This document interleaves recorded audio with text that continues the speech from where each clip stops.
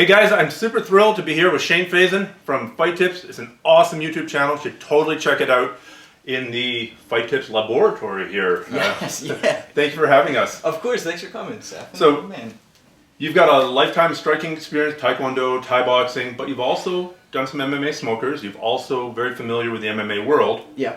I'm assuming you like to keep it in the standing realm if you have the choice. That's where I feel most comfortable, yeah. So I tend to keep it standing or try to avoid going to the ground at all costs. So if some guy comes along, he's got real ugly ears.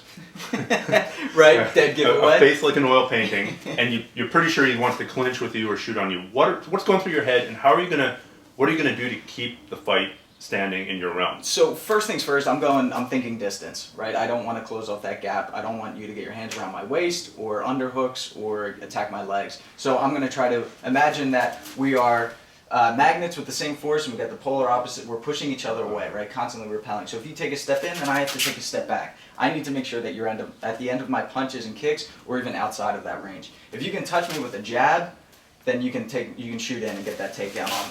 So I need to keep that in mind. If I'm getting touched with the jab, then I'm too close to you, right? Okay. Even if you're touching my hands, a lot of times you'll see this where they're kind of just patting each other's hands.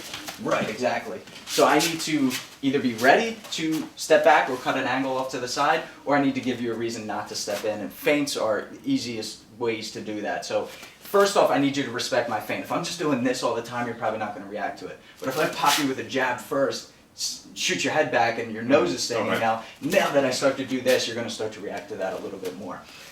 The other thing with distance is also angles. If I'm standing straight in front of you, your penetration shot with your squared hips is you're going to want to go straight through me, right? So if I cut angles, you have to adjust before you can shoot. So if I'm stepping out to this side, exactly, I mean it's basic level stuff, but people still, usually in the later rounds, will start to fatigue, and they'll just stand and hang out right in front of their opponent. And then they'll go to cut the angle, but it'll be too late, right? You just kind of follow the path at that point.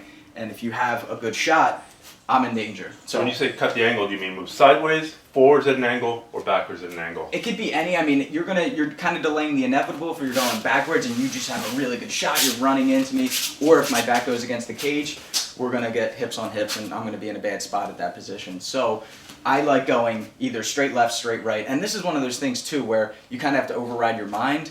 A lot of the times when we see guys with forward pressure or coming in with punches or anything, I just want to go back, right? It's natural for me to just want to move away from that. But what you have to do is cut left or cut right, just 90 degrees. And you can also redirect and trap on the hands too. So if I'm moving to the right, I'm going to use my right hand to trap and push into his hand. And it's not just a slap. Well, you'll see in kickboxing, when they want to redirect the hand, they really push and knock them off balance. They pin the hand to their chest. So when you come in, I'm really, really trying to put some pressure on there. It's not gentle, it's a fight, so you really want to push into them. So that's cutting angles, that's keeping distance. The next thing is strikes. I want to give you a reason, like I said, to stop coming in. Now, I'm best with both of my feet on the ground. I have more points of contact. Easier for me to stay on my feet, right? So that's why you will see a lot of the guys going up against wrestlers not utilizing as many kicks. An easy rule of thumb is just don't kick when you're moving backwards. If he's pressuring me and I throw a round kick to the legs, it's going to be easy for him to catch that leg, to power through, to throw a punch. Either way, if I'm moving backwards, my weight is on my heel and I throw a kick, I'm on one leg, it's going to be easy for him to take me down. So what I need to do is get him moving backwards, then it's much safer for me to throw a kick. It's going to be hard for him to change the momentum. To do that, I just, again, make him respect my punches. So I'm coming in with shots, then I finish my punches with a kick. If he's back on that rear leg, I can throw that kick and get right back to my stance before he can change the tides and come in. The other thing, again, is with the angles. If I'm standing right in front of him and I throw this kick, he just eats that shot and he can penetrate through and get that takedown, right? So shoot through, boom, easy. If I cut an angle and I'm not standing straight in front of him, maybe I step out with a left hook and then I get this angle, he has to adjust before he shoots in for that shot. So again, distance and angles with just moving around the ring, but also when you're throwing your strikes.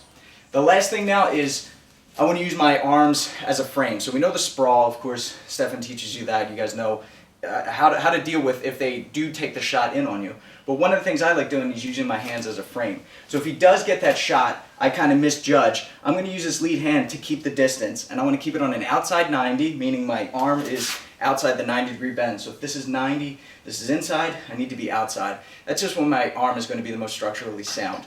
So when Stefan shoots in, I'm going here outside 90, fingers go wide open too. That's just going to reinforce the muscles here.